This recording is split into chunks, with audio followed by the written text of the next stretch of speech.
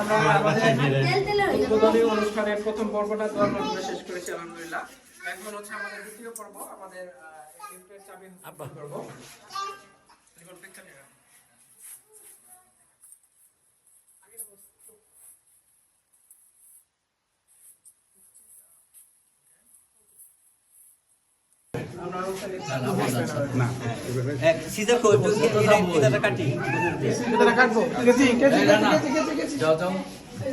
আচ্ছা, এখন কাটবেন। আপনাদের পক্ষ থেকে আসেন কয়েকজন, আর হুজুর আসুন।